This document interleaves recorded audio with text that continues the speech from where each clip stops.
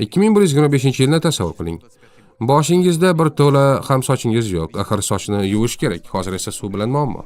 Qo'lingizda bisish, emlash chandig'i emas, kuydirgi chandig'i bor. Ryukzakda bir kunlik ichimlik suvi zaxirasi va ishtahangizga yoqadigan quritilgan chigirtkalar bor.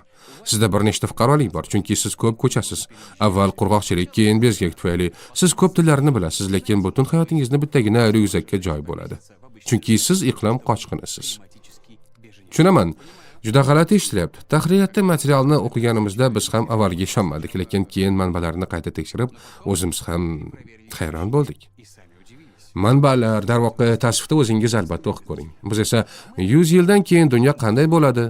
Eng muhimi biz nimanidir o'zgartira olamizmi degan savolga javob beramiz.